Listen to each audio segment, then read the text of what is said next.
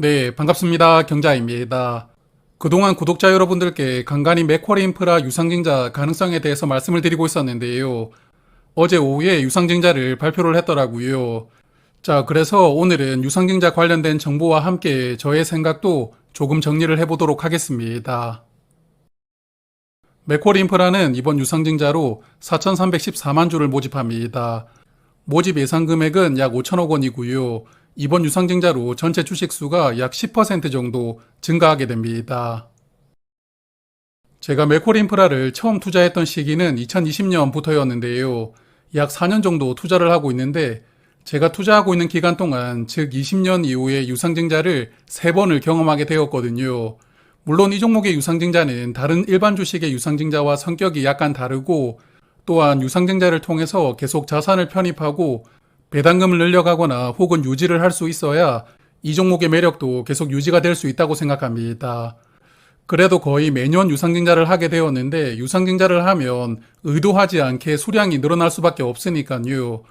이번 유상증자를 계기로 이제 맥쿼리 인프라를 투자하시는 분들도 유상증자를 감당하면서 계속 신뢰를 보내는 분들과 그렇지 않은 분들로 구분이 되지 않을까라는 생각도 듭니다.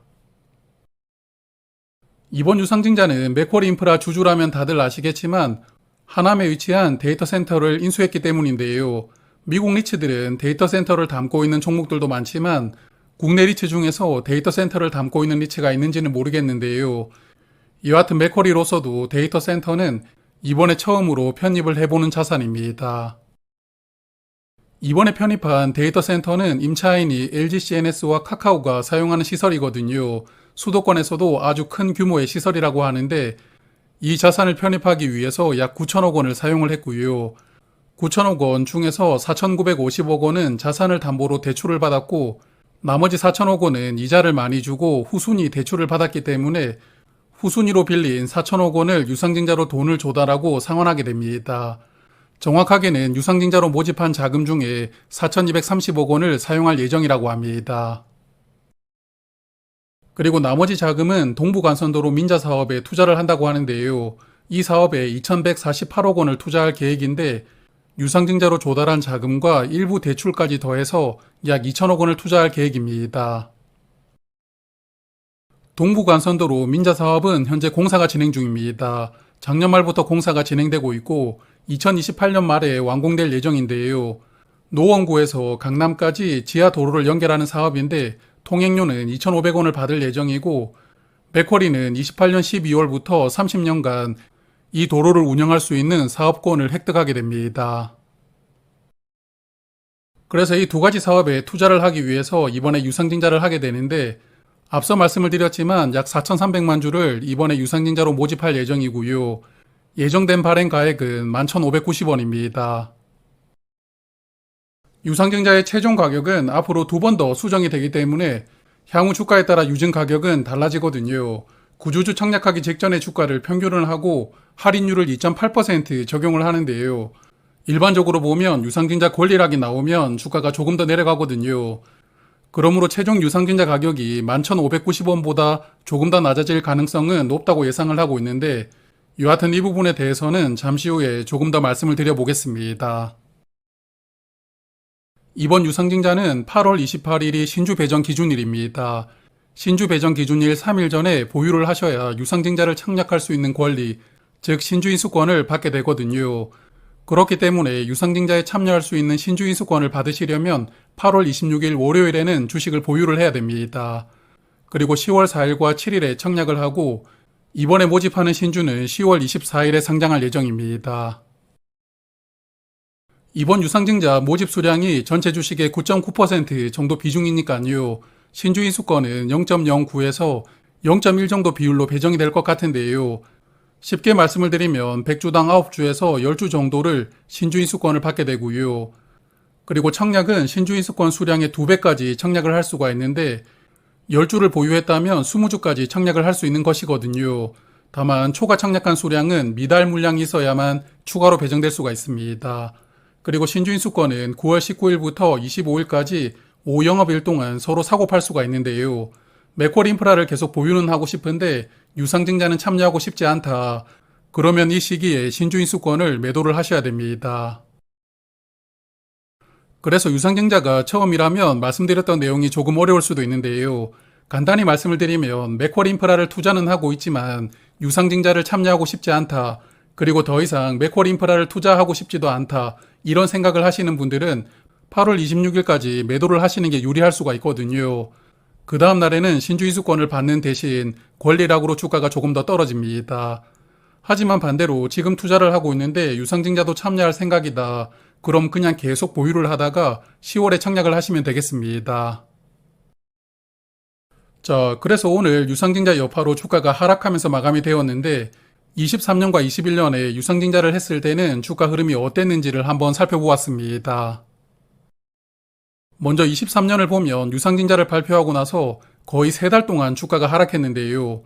발표일의 주가는 13,430원이었지만 1차 발행가액이 12,550원으로 내려왔고 거기에 주가가 더 하락하면서 결국 유상증자 최종 가격이 11,670원으로 결정이 되었습니다. 그래서 이 당시에는 유상증자 여파뿐만 아니라 금리가 급격하게 인상이 되다 보니까 리츠들 주가가 급락하던 시기였고 또한 상반기 배당락까지 겹쳤거든요.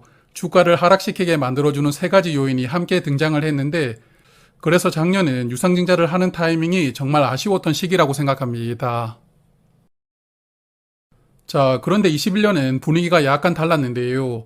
21년에는 유상증자를 발표한 날 주가가 12,600원이었는데 1차 발행가액은 12,200원, 그리고 최종 발행가액은 12,050원으로 결정이 되었습니다. 여기 차트를 보셔도 아시겠지만 유상증자 영향이 주가에 크게 반영되지 않았었거든요. 오히려 유상증자가 마무리되니까 주가가 곧바로 상승하는 흐름이 나왔었는데요. 이 당시가 코로나 시기로 주식시장이 절정을 맞이했던 시기였거든요. 이런 타이밍에 유상증자를 했다 보니까 유상증자를 하더라도 맥쿼리 인프라 주가에 크게 영향을 주기가 어려웠고 이 당시는 유상증자 타이밍이 괜찮았었다라고 생각을 해볼 수가 있겠습니다. 자, 그래서 조금 전에 보셨겠지만 과거 2번의 경우에 유상증자를 하더라도 주가 흐름은 차이가 있었는데요.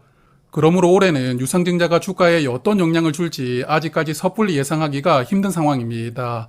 일단 제가 생각하고 있는 가장 큰 리스크는 맥쿼리 인프라가 이번에 처음 편입하는 데이터 센터는 과연 어느 정도 임대 수익을 기여를 해줄지 공식적인 자료가 없거든요.